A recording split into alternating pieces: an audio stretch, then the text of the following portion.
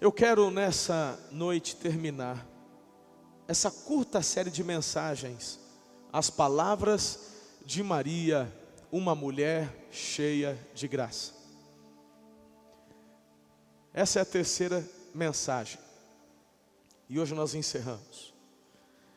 Domingo passado, domingo retrasado, nós compartilhamos, falamos sobre tantas questões sobre este assunto. Hoje a minha intenção não é trazer nada novo, mas é pontuar e relembrar algumas questões e fazer um fechamento. No texto do Evangelho de Lucas, capítulo 1, verso 35, declara assim a palavra de Deus.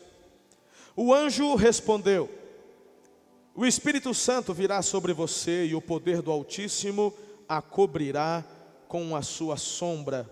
Assim, aquele que há de nascer será chamado Santo Filho de Deus. Santo Filho de Deus.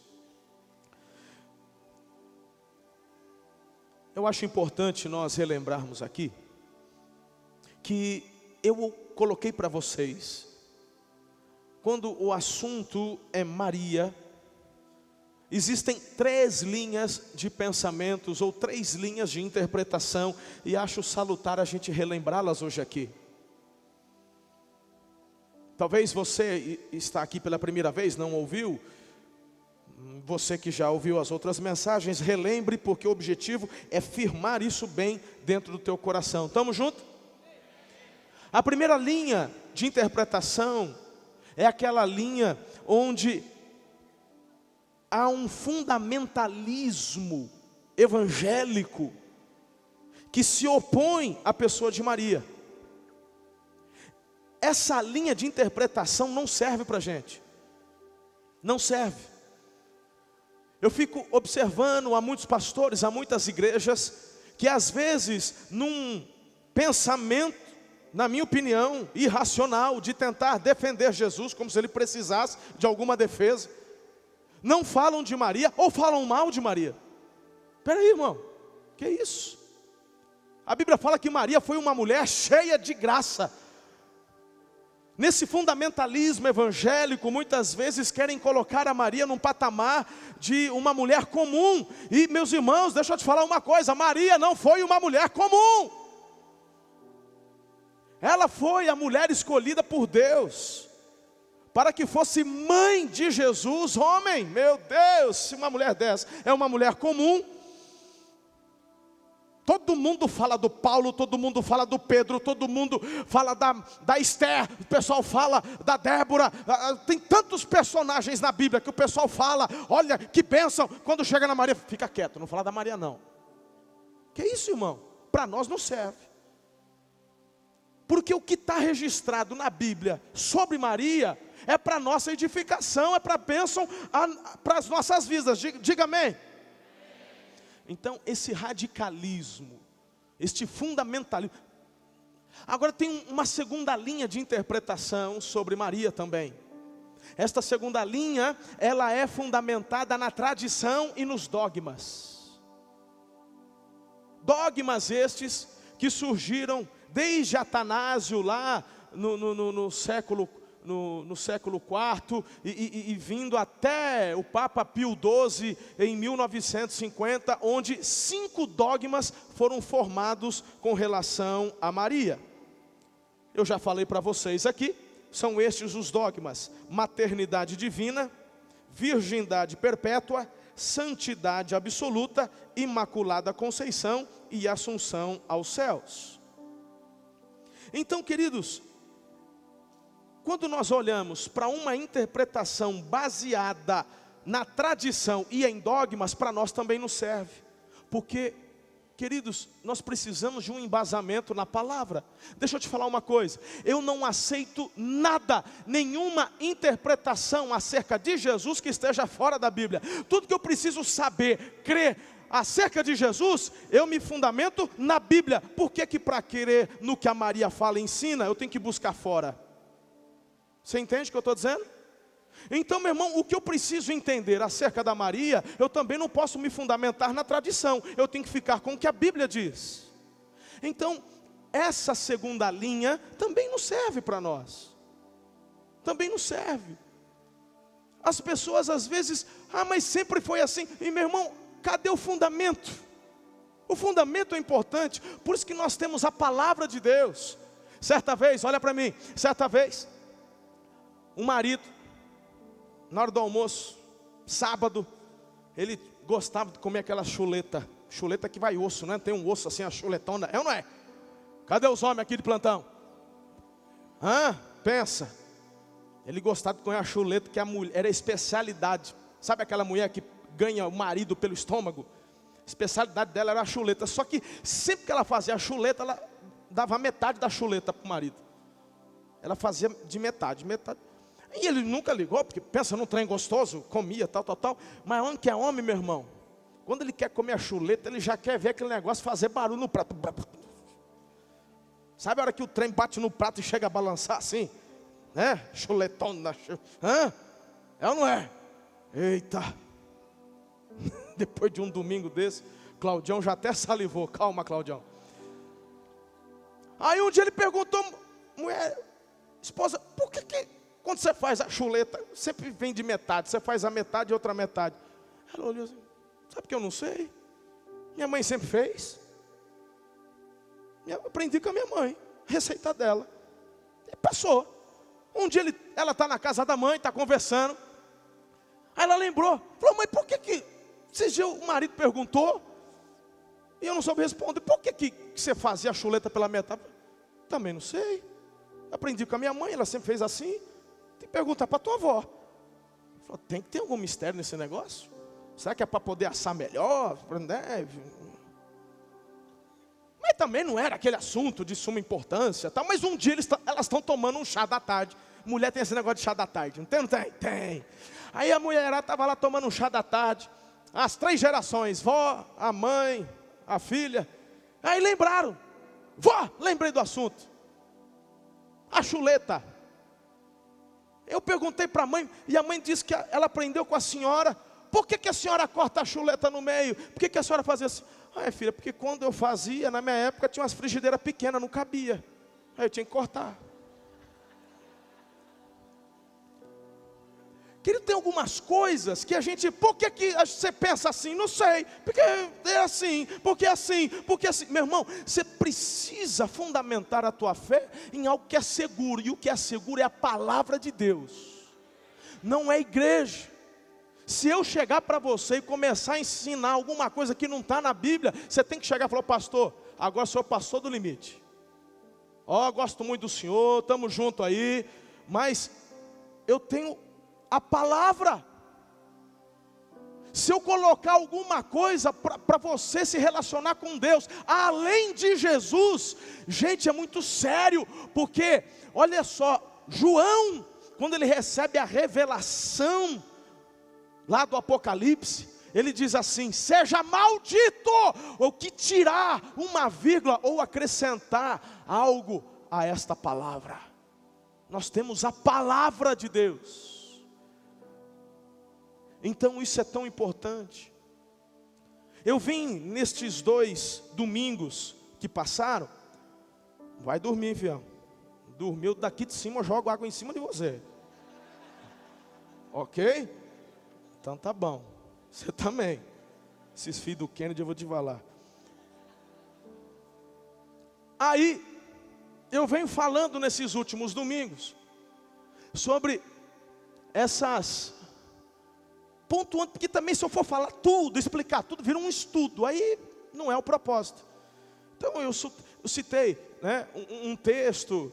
Às vezes, pastor, onde está na Bíblia que Maria teve outros filhos? Aí, semana passada, eu dei o texto para vocês. Hoje, eu vou dar mais um pontinho para a gente continuar. Ok? E a gente encerra. Por exemplo, com relação a esse dogma da virgindade perpétua, vamos para a palavra de Deus? Olha só que interessante. Mais alguns versículos para você fundamentar aí. Lucas 2, de 7 a 8, declara: e deu à luz seu filho primogênito. Diga primogênito.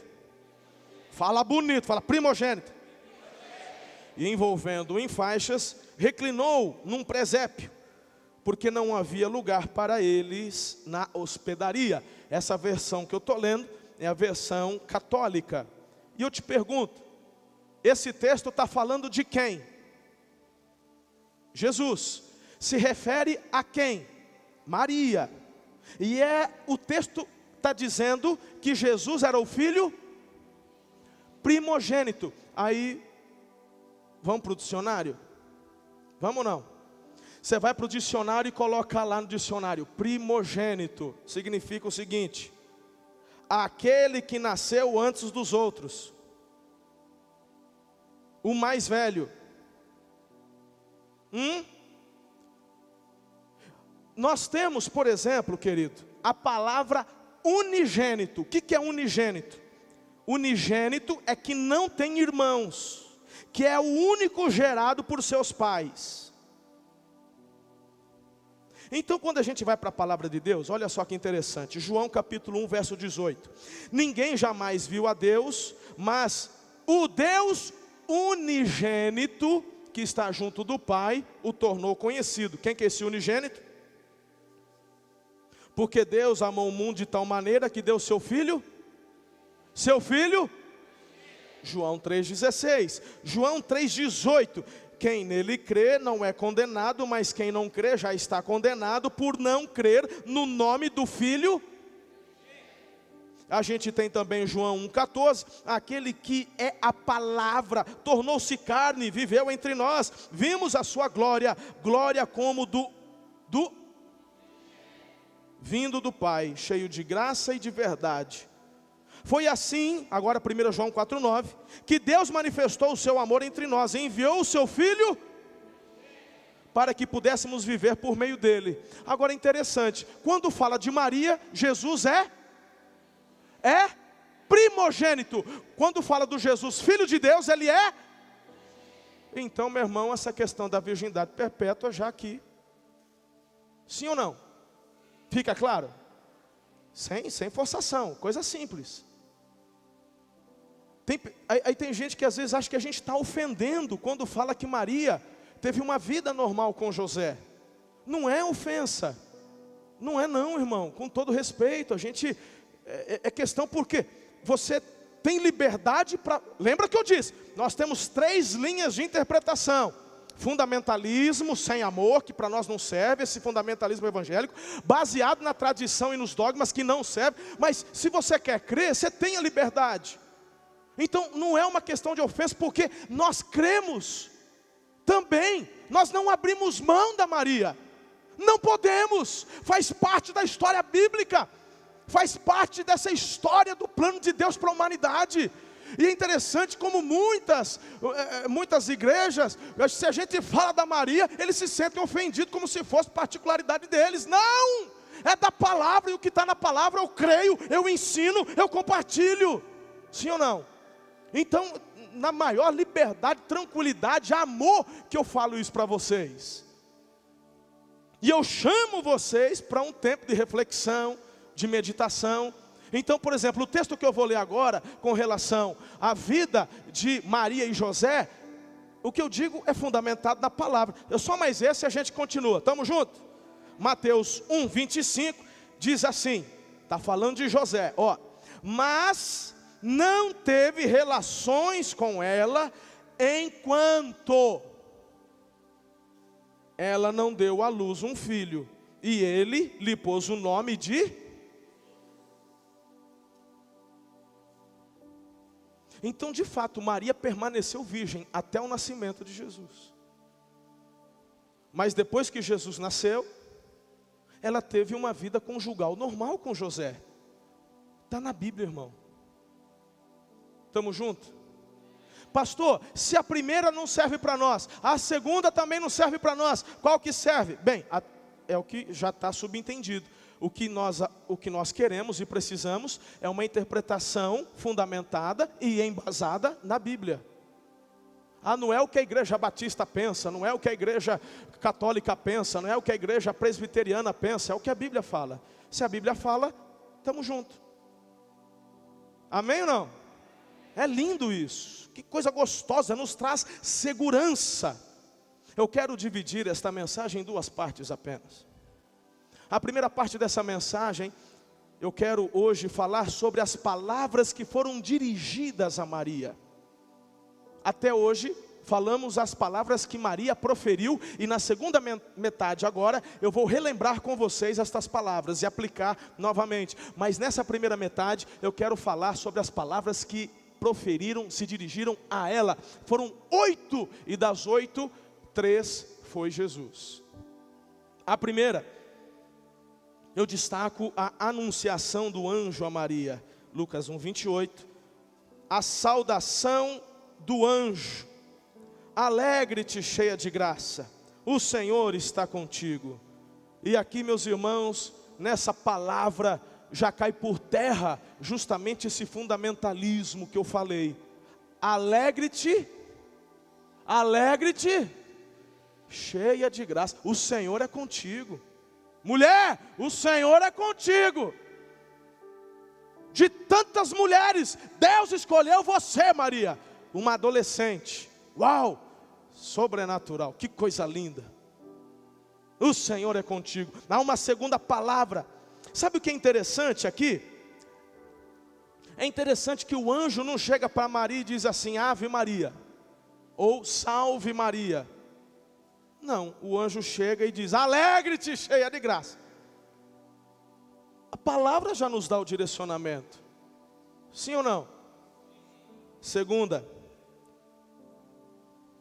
é quando acontece o anúncio da encarnação de Jesus a Maria, no capítulo 1, versículo 30 ao 33. Olha lá. Eis que conceberás no teu seio e dará à luz um filho, a quem porás o nome de Jesus. Ele reinará para sempre e o seu reino nunca terá fim. A terceira, anúncio da obra do Espírito Santo através de Maria.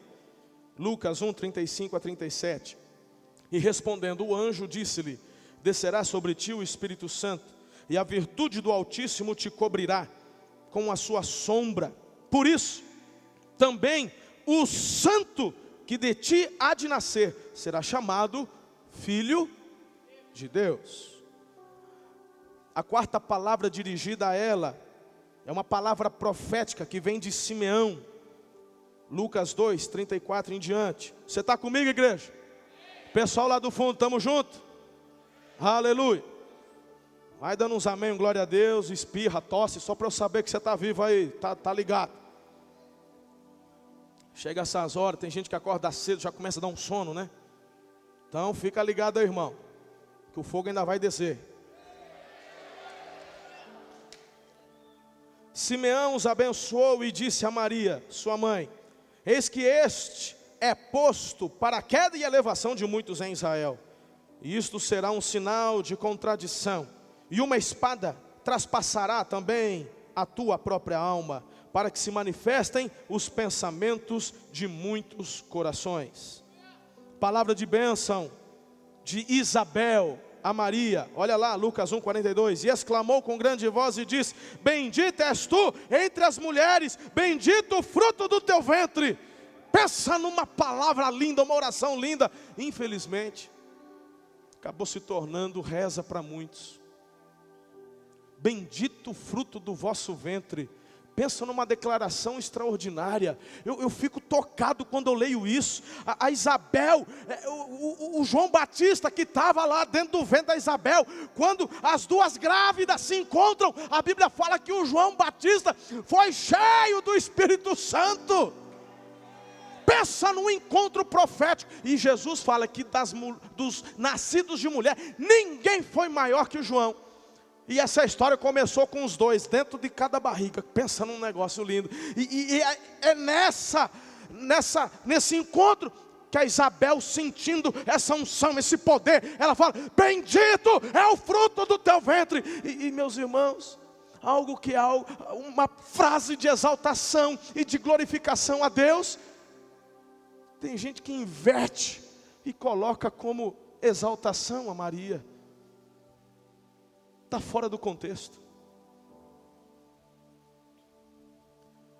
A exaltação de Isabel não é para Maria, a exaltação de Isabel é para o Senhor. bendito é o fruto do teu ventre.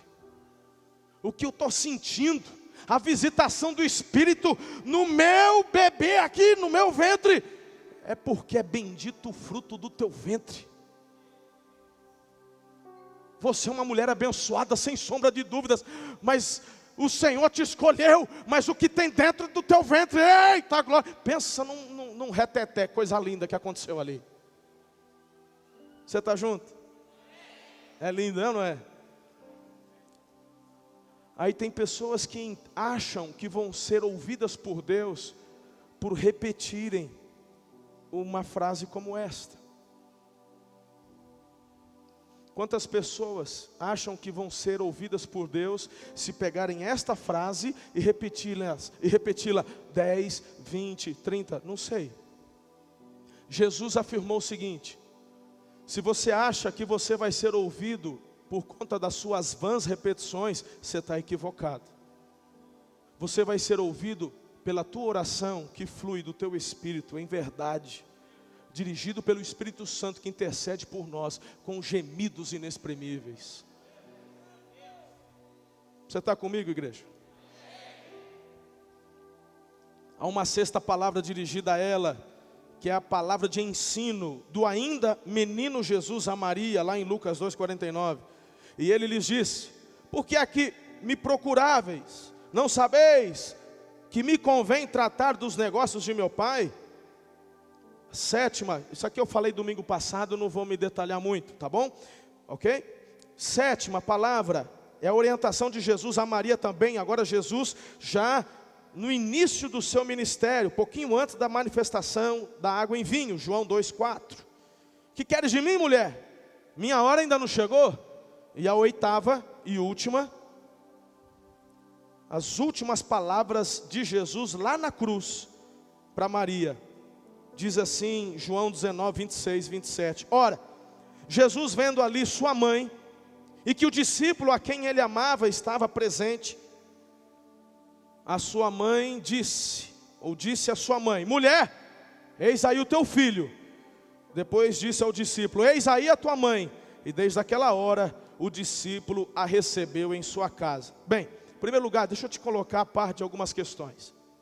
Quando Jesus fala mulher, para nós hoje, fica um pouco que fora de contexto, parece que meio que impessoal, mas naquela época, culturalmente, era uma forma muito respeitosa de se dirigir. Então, quando Jesus fala mulher, é uma forma muito carinhosa, muito respeitosa. Agora, sabe o que me chama a atenção?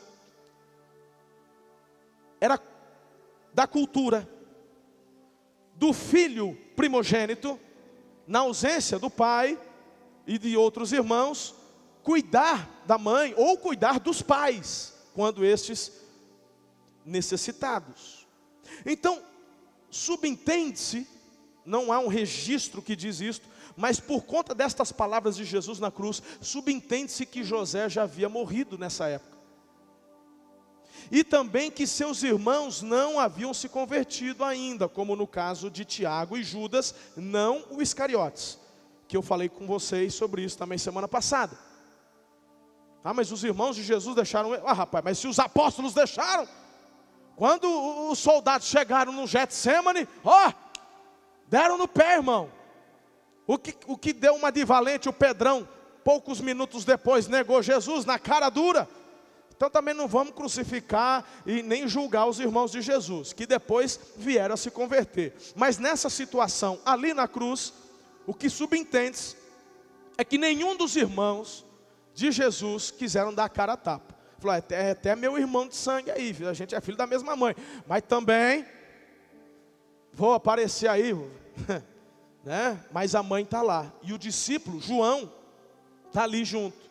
Então, queridos, olha que coisa linda, a preocupação de Jesus ali em cumprir todas as coisas, e o carinho que ele tinha por Maria. E ele fala, na cruz, irmão, ele está pagando o preço da humanidade, ele está morrendo por mim, por você, mas ele encontra ali um momento especial para dar atenção para essa mulher, que não é uma mulher comum. Estamos falando da Maria, estamos falando da mãe de Jesus homem, do Jesus histórico, uma mulher cheia de graça. E ele diz, eis aqui o teu filho. João, cuida da mãe para mim. Jesus, estamos juntos. né? Isso aí é interpretação minha, tal. Mas rolou alguma coisa assim, né? Você está comigo até aqui ou não? Vamos para a parte final. O que eu aprendo com as palavras que saíram da boca de Maria? Olha para mim, filhos. É uma questão para você pensar. Eu acabei de falar para você todas as referências na Bíblia acerca de Maria. 8. Ou melhor dizendo, todas as referências onde as palavras são dirigidas a ela. 8. Agora veja como em muitos lugares ela é apresentada. Veja o que a Bíblia fala de Jesus e veja o que a Bíblia fala de Maria. Você precisa fundamentar a sua fé em Cristo, porque a palavra de Deus aponta para Jesus. E quando eu olho para a vida de Maria aponta exclusivamente para um lugar: Jesus. Se você for resumir a vida de Maria numa frase, esta frase seria: quem tem um filho tem tudo. Por isso, meus irmãos, que eu sou tão abençoado com a vida dessa mulher. Assim como a vida do apóstolo Paulo me encoraja, assim como a vida do apóstolo Pedro, assim como a vida de Davi, de Elias. Mas a Maria tem um lugar especial nessa história. Você concorda comigo ou não? Só não vai concordar quem é adepto da interpretação do radicalismo. Mas quando eu olho para a Bíblia, meu irmão, em todas as gerações dirão que eu sou bem-aventurada. E eu faço parte dessa turma aqui. A Bíblia falou e é verdade. Quem está entendendo? Filhos, vamos encerrar. Quando eu falo que eu vou encerrar, eu vou pregar mais meia hora, você sabe, né? É só para quem chegou a primeira vez, fica todo felizinho, falou: opa, está acabando. Você que pensa.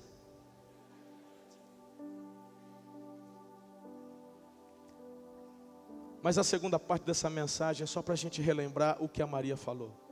Mas agora eu quero aplicar ao seu e o meu coração. Presta atenção, por favor. O que eu aprendi com as palavras que ela proferiu, que estão registradas na Bíblia, em primeiro lugar, é que eu preciso ser dependente de Deus. Porque ela falou assim: como acontecerá isso comigo? Lembra que a gente falou? Lá em Lucas 1,34. E no versículo 28, onde o anjo diz: o Senhor está contigo. Agora, quantos de nós dizemos confiar em Deus, mas não confiamos? E agora a gente começa a mexer um pouquinho. Até então, relato histórico, isso, aquilo. Mas vamos aplicar, porque a palavra de Deus a gente ouve e a gente aplica, é ou não é? Quantas vezes falamos que confiamos, mas não confiamos? Quantas vezes falamos que dependemos, mas na verdade você confia em você mesmo? Então quando eu olho para a vida dela, eu sou tão edificado e sou levado a ter uma vida de dependência do Senhor, porque ela fala: eu não estou entendendo, como que isso pode acontecer? Aí, meus irmãos, sabe o que me chama a atenção? Tem alguma coisa errada com a igreja de Jesus. Tem alguma coisa errada com a igreja de Jesus. Porque muitas vezes, filhos, vimos a igreja, dizemos que o amamos, que confiamos nele, mas basta uma dorzinha de barriga em você, e a primeira coisa que você faz é virar as costas.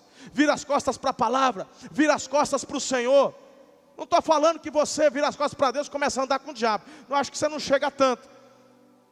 Mas que quando você vira as costas, você nem precisa dar a mão, porque já saiu de um lado, já está no outro. Mas deixa isso para outro dia, depois a gente fala mais sobre isso. Mas acontece que você vem, ouve, mas no seu dia a dia. Sabe por que eu estou dizendo isso? Eu vou te explicar. Porque essa mulher está ouvindo de Deus assim: você é a virgem escolhida. Meu Deus, eu não estou entendendo como é que... Mas ela confia. O senhor vai fazer? Vou fazer. O Espírito Santo vem? Vem, eu sinto. Você está grávida? Eu estou sentindo. Eu já estou enjoando. Eu estou grávida. Você está grávida? Estou grávida. Agora, meu Deus. Vamos aplicar para você. Você vem no culto, Deus toca no teu coração, falou assim, entrega a vida a Jesus, você entrega a vida a Jesus, aí você chora, aí você vem, e você tem um nome escrito no livro da vida, o Espírito Santo te preenche, aí a gente fala que o Senhor vai mudar a tua história, e vai de verdade, mas aí tem gente que confunde tudo, tem gente que acha que vir para Jesus é acabar com os problemas, mas vamos pensar na Maria, porque a Maria, prestes para dar a luz, ela e o José estão num burrico, nem para ter uma carroça, irmão, nem para ter uma charrete, é um burrico, é o José puxando e ela em cima. É o filho de Deus, o senhor não falou que ia estar comigo, eu estou contigo, Maria, descansa. Então, José, vamos continuar, porque o Senhor disse que está conosco. Está tudo garantido, Maria? Tá, o Senhor falou que está, então vamos embora. Não tem vaga. Se não tem aqui, Deus vai abrir outra porta, José, porque Deus está conosco. Não tem vaga. Deus está conosco. Deus está conosco. Oh Deus, eu acho que o Senhor não está com a gente não. É o crente mimimi, o crente mimadinho que chega na igreja. Aí, chega na segunda, um domingo abençoado, o Espírito Santo veio, soprou, o fogo desceu, eita aleluia, mas na segunda-feira, meu irmão, teve problema, a máquina lá na empresa quebrou, e não sei o que, umas notícias ruins, e papapá, aí meu irmão, o que a Maria faz? Deus, não brinco mais, estou entregando os pontos, se era para fazer assim, então não quero.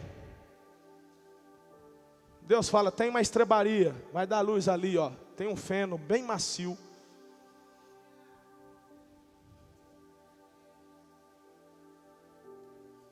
Quando você depende de Deus, o que Deus te dá para fazer, você faz com alegria, você não fica... Eu olho para Maria, eu não vejo ela reclamando, murmurando. Poxa vida, hein? Meu casamento, não tive festa, todo mundo estão falando que eu aprontei com o José antes da hora, que o pão já estava assando, e todo mundo falando, dá para contar nos dedos da mão quem que acreditou em mim de verdade, mas nem um hotelzinho, nem um SUS, nem uma Santa Casa para poder dar luz, é no meio dos animais, é num curral, é numa manjedoura.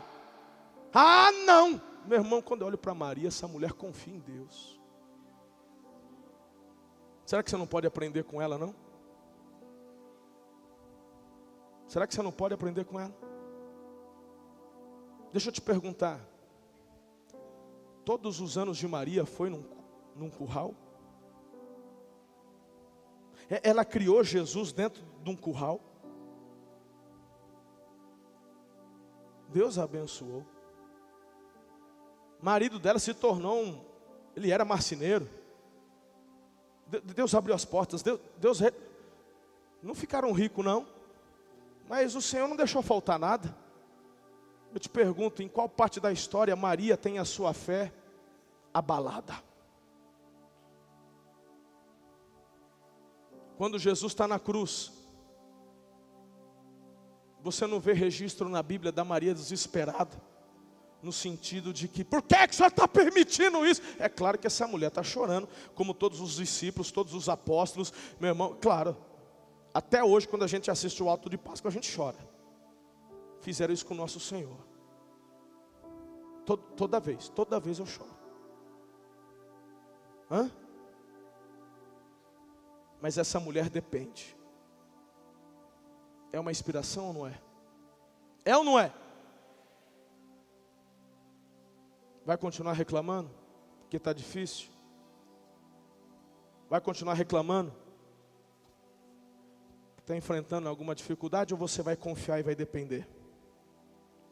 A segunda palavra dela está totalmente relacionada ao que acabamos de falar. A segunda palavra que eu destaco de Maria nos leva a sermos submissos ao Senhor. Sabe por quê? Ela diz assim: que seja feito comigo o que o Senhor quiser.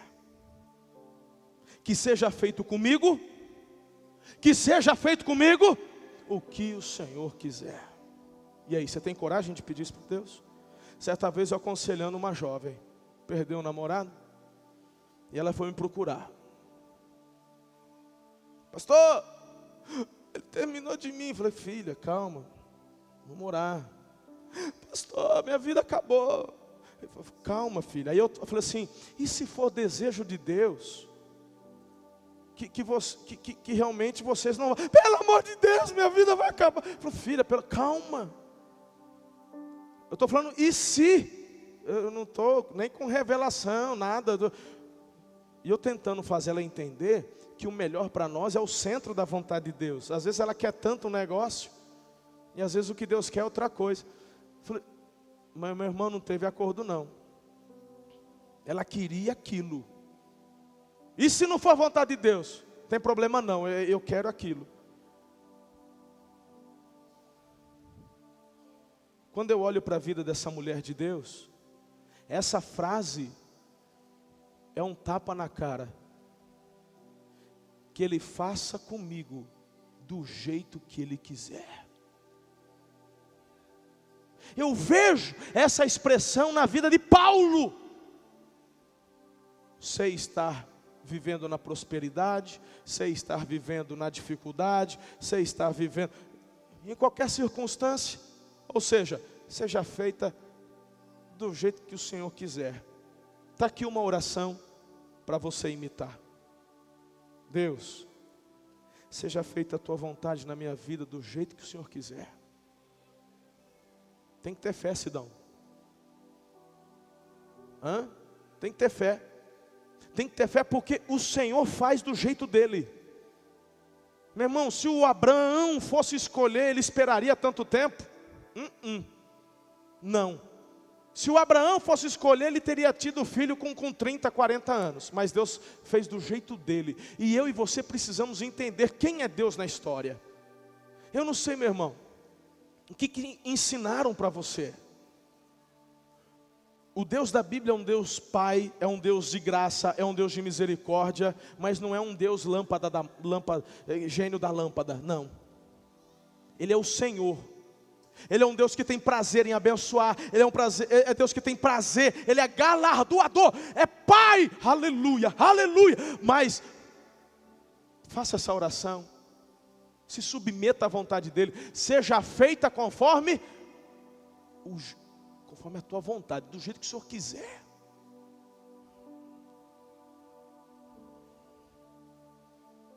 Tem gente que está quebrando a cara por causa de orgulho, Eliezer. O Espírito de Deus está lá tocando. Olha, chega, não é mais tempo. Não, porque eu vou fazer. O Espírito Santo está falando: para, não é mais, chega, não é por esse caminho mais. Não é isso que eu quero para você. Não, mas o que vão falar de mim se eu desistir agora? Agora eu vou. Faz igual a Maria fez. Eu não estou entendendo, Senhor. Não eram os meus planos. Meus planos eram de festão, de noivado, de casamento, lua de mel. Mas que aconteça comigo conforme a tua vontade. Eu vou falar uma coisa para vocês. Eu nunca na minha vida quis ser pastor, nem missionário. Inclusive eu tinha orado isso para Deus. Eu nasci numa igreja. E eu me lembro, uma vez o pastor que pastoreava lá Tupã, o Váter. E eu me lembro como se fosse hoje, eu sentado na igreja, do lado direito, perto. E eu falei para Deus: eu nunca na minha vida vou ser nem pastor, nem missionário. Eu disse isso para Deus. Devia ter, sei lá, 11 anos, 12 anos. Ou menos.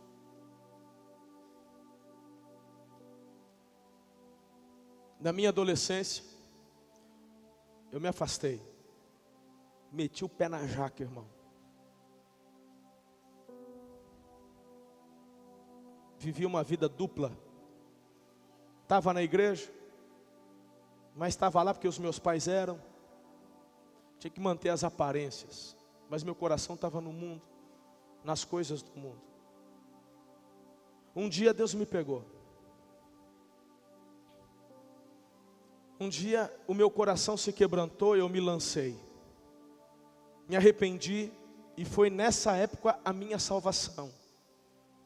Foi nessa época, por volta dos 17 anos. Foi quando eu me converti.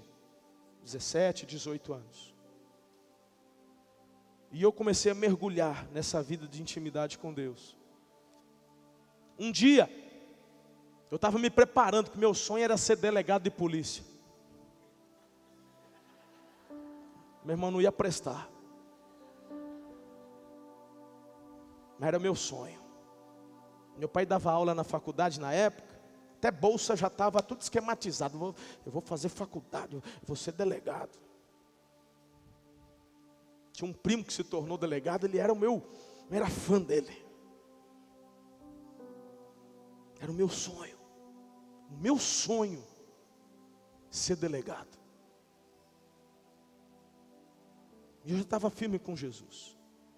Já não tinha mais vida dupla, não, firme com Jesus. Mas eu tinha um sonho, ser delegado. Deus está me mandando falar isso, que é para algum jovem aqui. Escuta o que eu estou te falando. Deus não está me revelando quem é não, mas tanto que eu não falei isso nos cultos anteriores, e Ele está me mandando dizer isso para alguém aqui. Um dia, eu estou saindo da escola, estudava à noite, trabalhava de dia, e eu na saída, eu encontro com um amigo, um colega que a gente se encontrar para fumar e tudo, que eu infelizmente fiz muita coisa errada. E eu falei, fulano, e ele já estava muito louco, irmão. Já tinha mandado uns beck do capeta para dentro, já estava. Falou, cara, para onde você vai?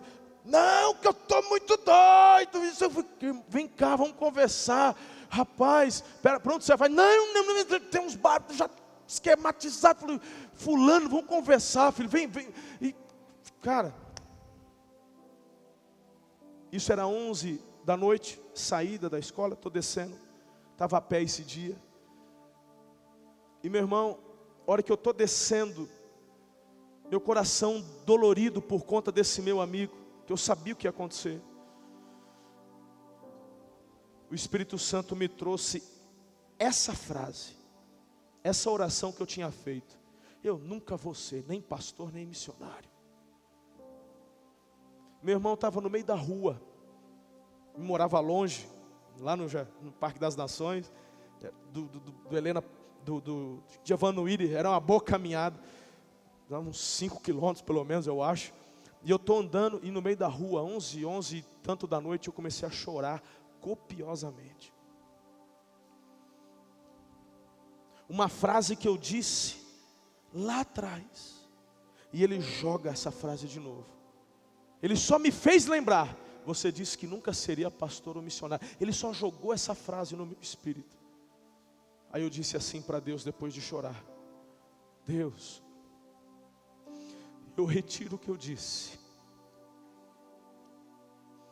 Se um dia o Senhor quiser me usar, eis-me aqui.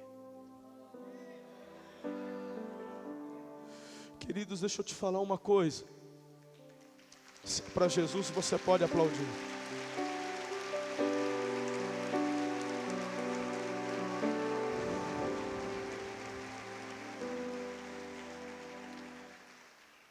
Deixa eu te falar uma coisa. Era a obra dele. A partir daquele momento a minha vida começou a tomar um rumo inesperado para mim. Os meus sonhos pessoais, não é que eu abandonei, mas eles deixaram de ser o foco, e Deus começou a colocar outros alvos. E uma vez que você diz para Deus, seja feita a tua vontade, seja feita conforme a tua palavra, deixa eu te falar, Ele vai fazer do jeito dele. E sabe o que é gostoso? O jeito dele pode até ter uma manjedoura no lugar da Unimed. O jeito dele pode até ter circunstâncias difíceis. As circunstâncias dele pode incluir um jumentinho no lugar de um carro novo. Mas a vontade dele é uma delícia. É bom demais. Não se compara. Estar no centro da vontade dele não se compara. Não se compara.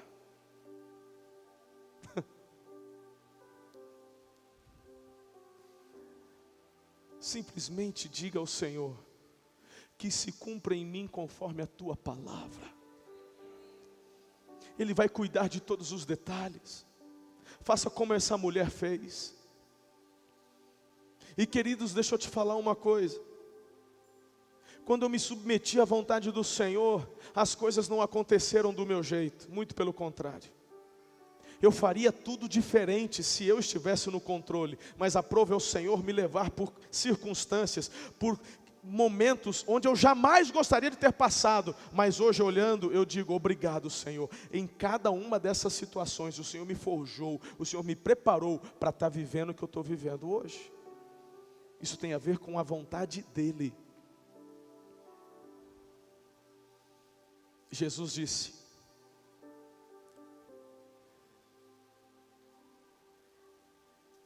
se possível,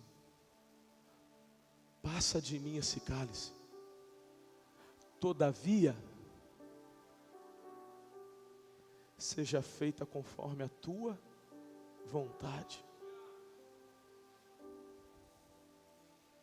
Talvez muitos que estão aqui só precisam fazer esta oração.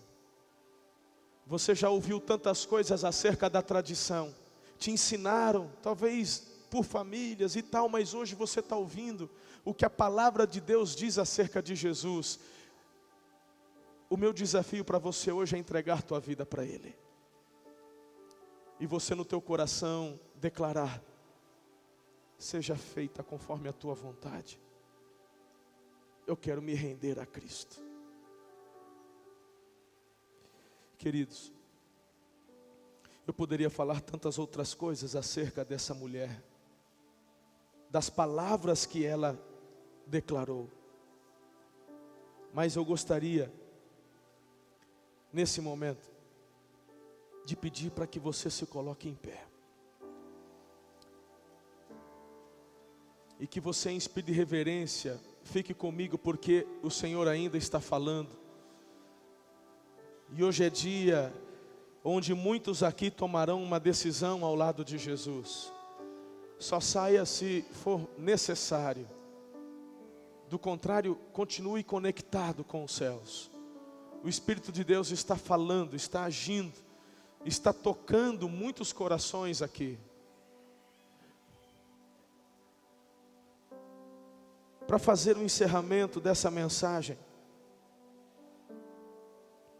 quando eu olho para Maria, para a vida, para as palavras que ela declarou, eu entendo que eu preciso render adoração somente ao Senhor. Eu entendo que eu preciso colocar a minha fé, minha vida, alinhada com a palavra de Deus.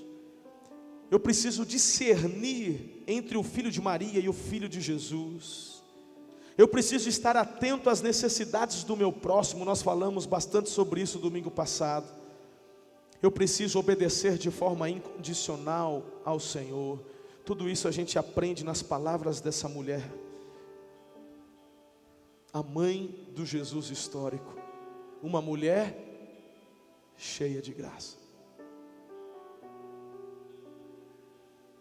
Agora, como é que nós vamos encerrar esta mensagem? Nós vamos encerrar esta mensagem de acordo com o que as palavras de Maria nos direcionam. Todas as palavras que eu disse para vocês nestes 3 domingos apontam para uma só direção, e essa direção é Jesus. Qual que é o resumo, qual que é a frase que resume a vida de Maria? Quem tem um filho, Não é uma frase dela, eu estou dizendo que é uma frase que define a vida dela, que define e resume o que ela disse. Quem tem o Filho tem tudo, quem tem Jesus tem tudo. E é por isso que eu quero, queridos, encerrar esta série falando, conversando com você sobre quem é Jesus. Eu vou agora compartilhar com você algo muito importante. Eu vou compartilhar com você agora alguns títulos que a palavra de Deus dá para Jesus.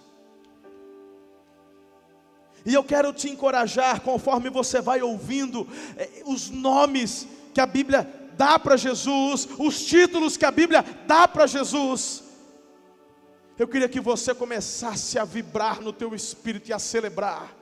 E eu creio, queridos, que o que vai acontecer aqui é um ato profético. E conforme liberamos o que a palavra diz acerca de Jesus, pessoas serão curadas, pessoas serão libertas, pessoas serão tocadas pelo poder do Espírito Santo.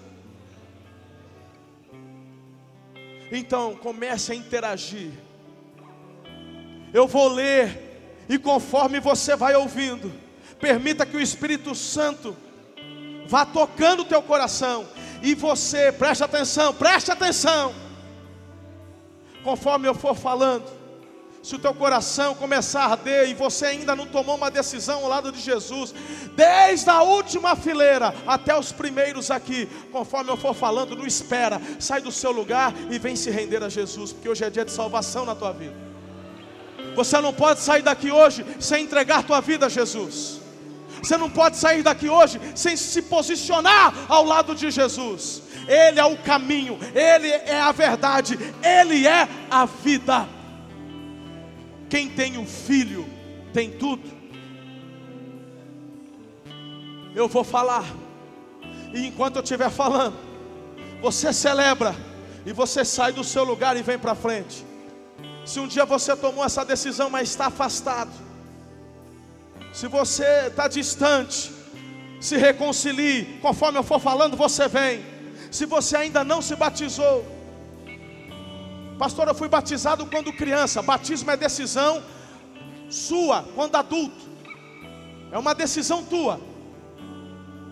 Então, se você ainda não se batizou e quer se batizar também, enquanto eu estiver falando, sai do seu lugar, vem para frente. Seja no próximo batismo, vai receber treinamento nas células e vai ser batizado em nome do Pai, do Filho e do Espírito Santo de Deus.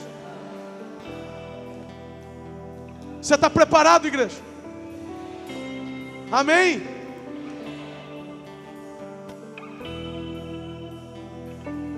Tudo que eu for falar está na Bíblia acerca de Jesus.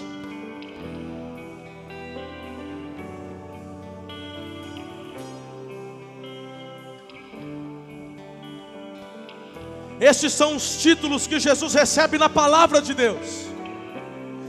E ele será chamado advogado, Cordeiro de Deus, a ressurreição e a vida, pastor e bispo das almas, juiz, Senhor dos senhores, homem de dores, cabeça da igreja, mestre, testemunha fiel e verdadeira, a rocha, sumo sacerdote, a porta, água viva, pão da vida, rosa de Saron, alfa e ômega, videira verdadeira, Messias, mestre, santo, mediador, amado, o tronco, carpinteiro, o bom pastor, luz do mundo, imagem de Deus invisível, o verbo, pedra angular, salvador,